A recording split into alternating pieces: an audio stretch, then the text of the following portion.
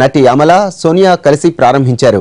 అర్చన పరాంజీ ఏర్పాటు చేసిన ఈ ఎగ్జిబిషన్ లో దసరా షాపింగ్ ను అద్భుతంగా చేసుకోవచ్చునన్న నటి సోనియాతో మా ప్రతినిధి ఫణి ఫేస్ టు ఫేస్. అర్చన పరాంజీ ఏర్పాటు చేసినటువంటి ఒక ఎక్స్క్లూజివ్ ఎగ్జిబిషన్ కి సోనియా కూడా ఈరోజు రావడం జరిగింది. సో ఈ ఎగ్జిబిషన్ తాలూకా ప్రత్యేకతలు ఏంటి, తనేం చేస్తోంది, ఇవన్నీ తన్నే అడిగి తెలుసుకున్నాం. హాయ్ సోనియా. హలో. ఎలా ఉంది ఎగ్జిబిషన్? చాలా బాగుందండి. ఇట్స్ లైక్ వెరీ ఎక్స్క్లూజివ్ అన్నమాట. హైదరాబాద్ యూజువల్గా ఏంటంటే మన దగ్గర ఇలాంటి ఎగ్జిబిషన్స్ జరుగుతాయి, బట్ చాలా క్రౌడ్ ఎక్కువ ఉండేలాగా జరుగుతాయి అన్నమాట యూజువల్గా. So but this is like exclusive luxury shopping in 5-star hotel లాగా చాలా బాగా అరేంజ్ చేశారు. And the quality of clothes and everything is also very nice. So looking forward to shopping andi Dasara ki Diwali ki. అంటే festive shopping అంతా ఇక్కడ జరుగుతుందా? I think so. Yeah, I mean నేను ఒక రెండు రౌండ్లు వేసాను అండ్ చూసిన వరకు చాలా బాగున్నాయి.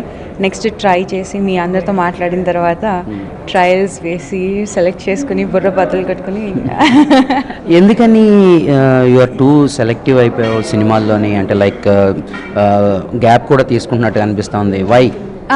Actually it's not about me being selective. మంచి రోల్స్ వస్తే నేను కూడా చేయడానికి రెడీ.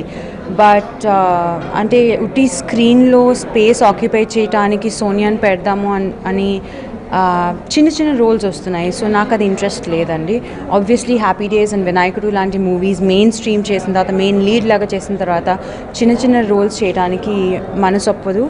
అండ్ ఏంటంటే మన తెలుగు ఆడియన్స్ కూడా కొంచెం టైప్ కాస్ట్ చేస్తారు. ఏంటంటే ఇది అంటే ఐఎమ్ నాట్ ఇంటరప్టింగ్ ఈ దూకుడు సినిమాలోనే ఆ క్యారెక్టర్ చేయడం వల్ల ఎలా వచ్చిందా? ఎందుకంటే అదొక నిజానికి అది ఒక అద్భుతమైన క్యారెక్టరే, బట్ అది చేసిన తర్వాత ఇలా జరుగుతుందని అనిపించింది. యాక్చువల్లీ ఏంటంటే దూకుడు కాదండి, దానికి ముందు ఆవారా వచ్చింది. అది నేను యాక్చువల్లీ వినాయకుడు ముందు సైన్ చేసిన మూవీ వినాయకుడు తర్వాత రిలీజ్ అయింది. అండ్ అది ఉట్టి తమిళ్లో రిలీజ్ అవ్వాల్సింది తెలుగులో కూడా రిలీజ్ అయింది. సో దానివల్ల అది ఆ మెంటాలిటీ చేంజ్ అవ్వాలని నేను అనుకుంటున్నాను. సో నౌ అంటే ఇప్పుడు మోహన్ బాబు సినిమా చేస్తున్నావు, అది కూడా మల్టీ స్టారర్ సినిమా. సో అది ఎలా ఉంది మళ్ళీ ఎక్స్పీరియన్స్? అండ్ ఈ సినిమా తర్వాత డెఫినెట్గా మళ్ళీ బాగుంటుందని అనుకుంటున్నాను. అది నేను ప్రెడిక్షన్స్ చేయదలుచుకోలేదు, ఎక్స్పెక్టేషన్స్ పెట్టుకోదలుచుకోలేదు. మూవీ అయితే నేను స్క్రిప్ట్ విన్నానండి. ఇట్ ఈస్ హిలేరియస్, కామెడీ చాలా బాగుంది. అండ్ మోహన్ బాబు గారితో వర్క్ చేయడం, నేను యాక్చువల్లీ ఇండస్ట్రీలో మహేష్ బాబు గారితో పనిచేశాను. లైక్ ఐకన్స్ అంటే దాని తర్వాత మోహన్ బాబు గారు, ఆయన కూడా ఒక లెజెండే ఆ జనరేషన్ స్టార్స్లో. సో ఆయనతో పని చేయటం అనేది it was an experience. So Dasara ఎలా సెలబ్రేట్ చేసుకోబోతుంది? ట్రెడిషనల్ వే అండి, టోటల్ ట్రెడిషనల్ వే.